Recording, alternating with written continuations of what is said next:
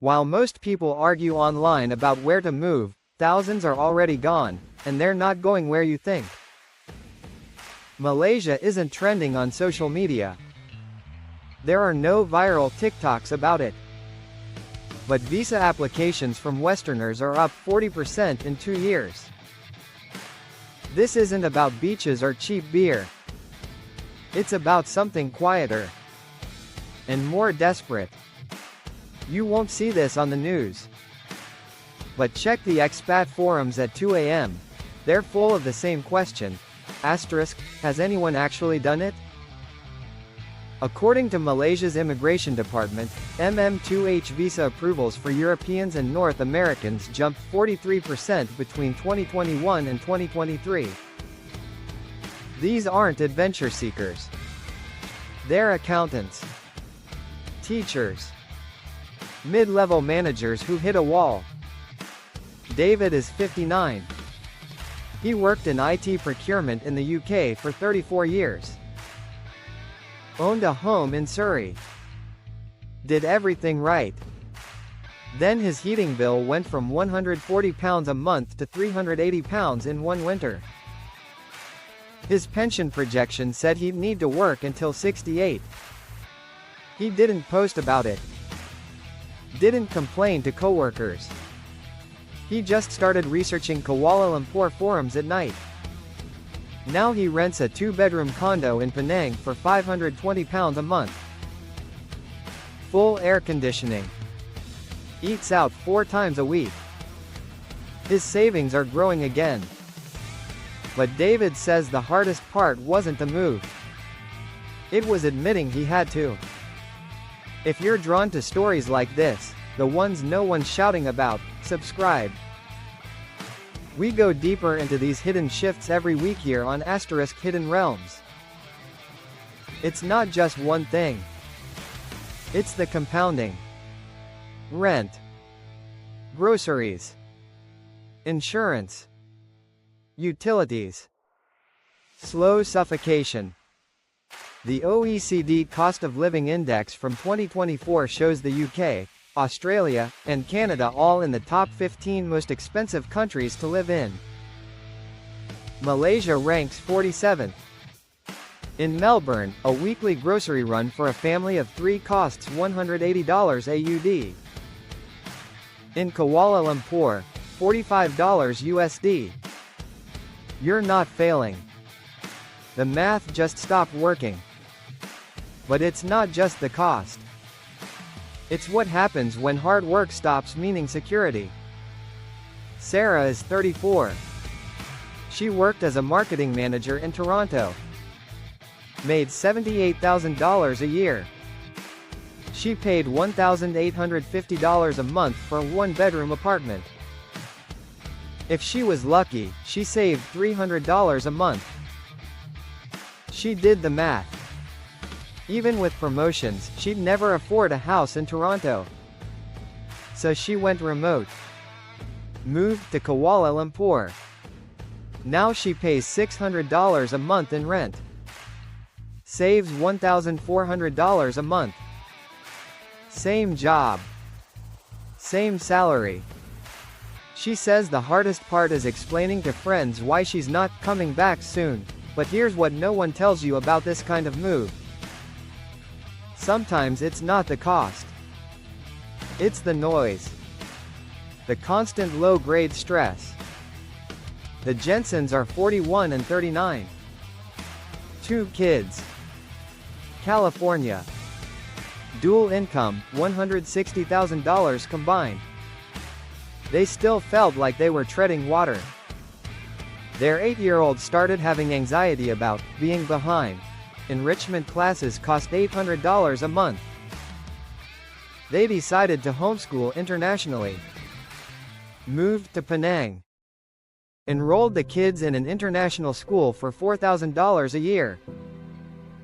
In San Diego, it would have been $18,000. Now their kids bike to school. The family has dinner together every night. Less scheduling. Less pressure. They didn't move for adventure. They moved to exhale. If any of this pressure feels familiar, if you've done that same math in your head at 11 p.m., tap like. It tells me you're here for the real stories, not the highlight reels. So why Malaysia, and not the usual suspects? It's not Bali. It's not Thailand. Here's why Malaysia keeps coming up. First, visa accessibility.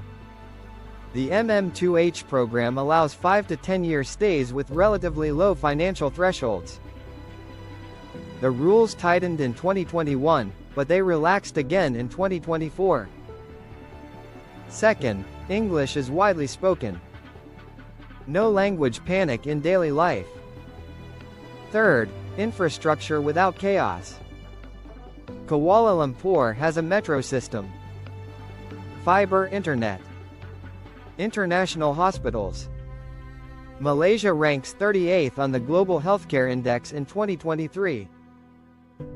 That's higher than the United States, which ranks 54th.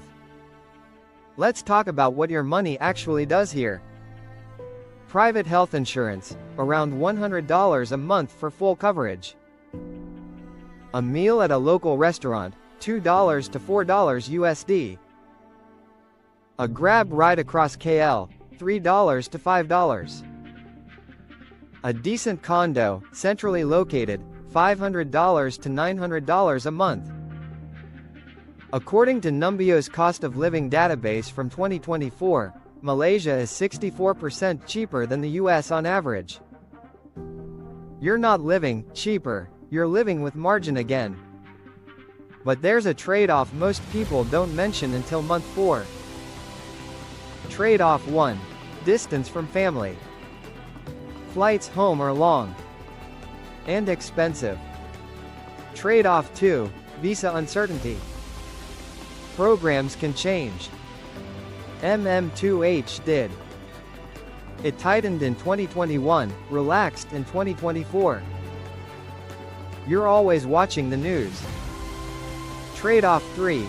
You're still foreign. Bureaucracy can be slow. You don't have full rights. Some people do 6 months here, 6 months home. Some commit fully. There's no one way. And yet, almost no one we talk to regrets the move. Why? Ask someone who's been here a year what surprised them most. It's never the weather. Time moved differently. Less rushing. More presence. Social life rebuilt slowly, but genuinely. Expat communities are tight, but not cliquey. David, from the UK, told us, I thought I'd be bored. Instead, I started painting again. I forgot I used to do that. Sarah, from Canada, I don't wake up anxious anymore. That alone was worth it. This isn't just about Malaysia. It's about what's breaking.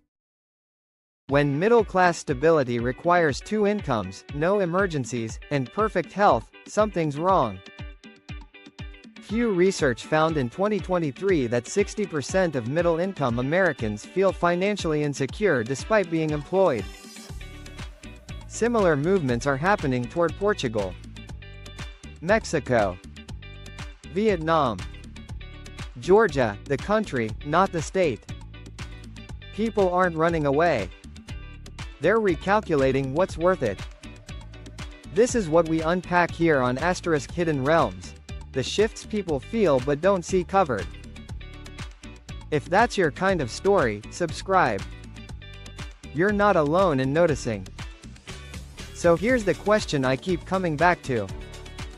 If you could press pause on the grind, reset quietly like this, keep your work, live with margin again, would you do it? Or would you stay, hoping it gets better, because leaving feels like giving up? Answer honestly in the comments. I read every single one. Is quiet migration the future? Or just a temporary escape before the next wave hits? Because right now, in a humid cafe in Penang, someone's sipping iced coffee, working on a laptop, and wondering why they didn't do this 5 years ago.